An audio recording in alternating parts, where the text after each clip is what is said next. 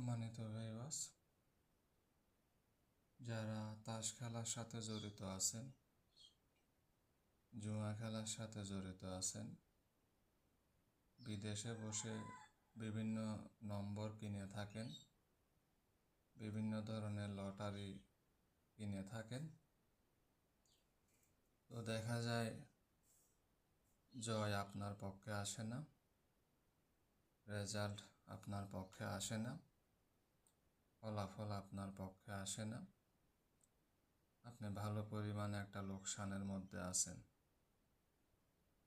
আমাদের সাথে এমন এমন ব্যক্তিরাও যোগাযোগ করেছে যারা বিদেশে যাওয়ার পর থেকে লটারির সাথে যুক্ত হয়েছে, নম্বর কেনার সাথে যুক্ত হয়েছে, নম্বর কিনে যাচ্ছে, আলোর মুখ সিনি দেখছে না।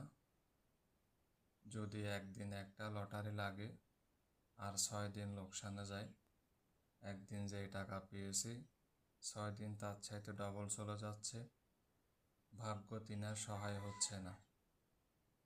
এইসব জুয়া খেলা বা লটারিতে জয়লাভ করা, নম্বরে জয়লাভ করা, 6 সংখ্যায় জয়লাভ করা, এগুলোর জন্যও কিছু কিছু তদবির রয়েছে, কিছু কিছু আমল রয়েছে, যেগুলো ব্যবহার করা অতীব জরুরি। অনেক ব্যক্তিবর্গগণ আছেন লটারি পেয়ে তার জীবনের পরিবর্তন করে ফেলেছে। নম্বর কিনেছে 5 টাকা দিয়ে, ওখানে পেয়ে গেছে 25 লাখ টাকা বা 5 লাখ টাকা বা 30 লাখ টাকা। এগুলা হচ্ছে কিছু কিছু আমলের পরিপ্রেক্ষিতে হয়, কিছু কিছু তদবিরের কারণে হয়।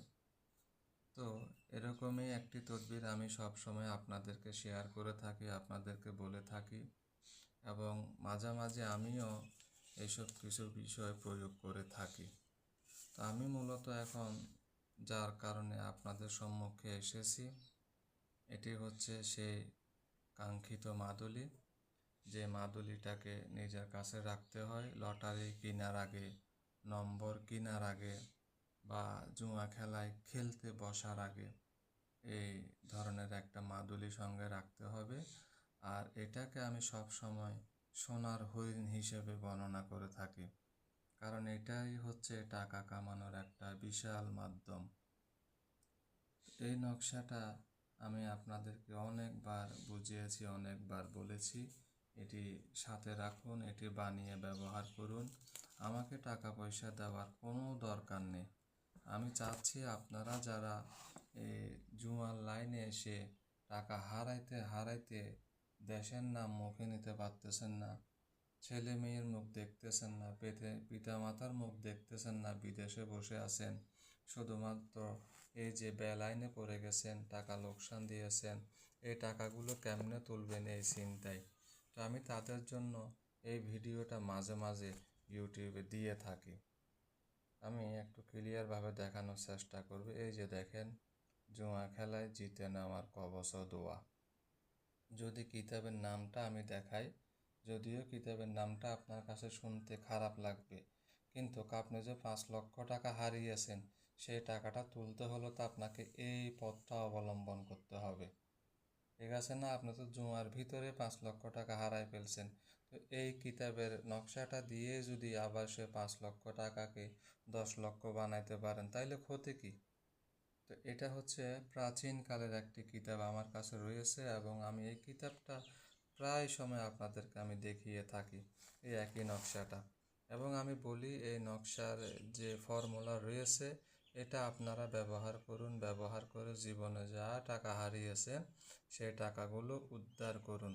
আমি বলছি না আমার থেকে তাবিজটা নেন, এই যে টাকাগুলো দেখাচ্ছি এটা ভেবেন না যে তাবিজ বিক্রি করার জন্য টাকাগুলো আমি সব সময় দেখাই। আমি এটা বুঝাইতে চাই এগুলোও কোনো না কোনোভাবে লটারিতে ইনকাম করা বা তাসে ইনকাম করা টাকা।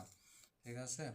তা আমি শুধু এটা বলছি যে এই যে আমার দেওয়া ফর্মুলাটা আপনি ব্যবহার করেন, এটা ব্যবহার করে আপনি যে লক্ষ লক্ষ টাকা লোকসান দিয়েছেন সেটা উদ্ধার করেন, আপনি একটু ভালো থাকেন, ছেলে মেয়ের মুখ দেখেন, দেশে আসেন, পিতা মাতার মুখ দেখেন।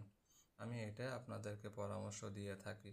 কারণ আমি যদি তাবিজ বিক্রি করার জন্য আপনাদেরকে টাকা দেখাইতাম বা ভিডিও বানাইতাম, তাইলে হয়তো বলতে পারতেন দাদাভাই মনে হয় ব্যবসার জন্য করতেছে। দাদাভাই আমি তো আপনাকে নকশাটা দিয়ে দিয়েছি, এই যে পুরো নকশাটা আপনাকে দিয়ে দিয়েছি। কারণ আমার কাছে এমন এমন ব্যক্তিরা ফোন করে যে মালয়েশিয়া আছে আজকে 8 বছর, বা সিঙ্গাপুরে আছে 10 বছর বা 5 বছর, এই জুয়ার পিছনে তিনি সব কিছু নষ্ট করে দিয়েছেন। এখন দেশে আসবেন, স্ত্রী সন্তানকে মুখ দেখাবেন, লজ্জিত তিনি লজ্জিত, তিনি আসতে পারতেছেন না।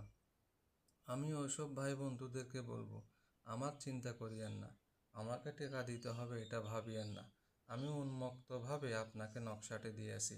এখানে একটা বিষয় দেখুন, একটু ক্লিয়ার হোক, এই যে 38 নম্বরটা লক্ষ্য করুন, 3 এবং 8।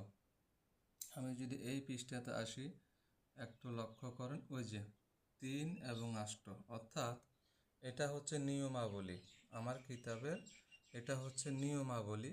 এরপরে এই সোনার হরিণটাকে আপনি বানিয়ে নেবেন, এই জিনিসটাকে আপনি বানিয়ে নেবেন, বানানোর পরে আপনি এটিকে সাথে রেখে ব্যবহার করবেন।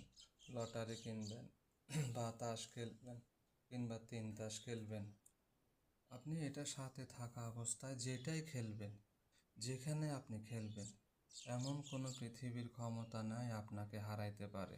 একটাবার পরীক্ষা করে দেখুন, আমাকে তো টাকা দিতে হচ্ছে না, আমাকে কিন্তু আপনার কোনো টাকা দিতে হচ্ছে না। আমি বলছি আপনি ভালো থাকুন, আপনি ভালো থাকলে আমি আপনার কাছে সম্মান না পেলেও উপরওয়ালার কাছে সম্মান পাবো।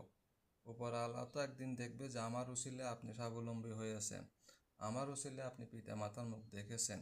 ঠিক আছে, কারণ এমন একটি নকশা আমি আপনাকে দিচ্ছি বিদায় আপনি পাচ্ছেন, নাহলে এটা আপনি কপাল ফাটাইলেও পাবেন না। আপনি ইন্টারনেটে সার্চ করে দেখুন, আমার এই কিতাবটাই দেখতে পারবেন, অনলাইনে সার্চ করে দেখুন, আমার এটাই দেখতে পারবেন। এরকম একটা জুয়ার নকশা আপনাকে কেউ দেখাইতে পারবে না, কেউ আপনাকে দিতেও পারবে না।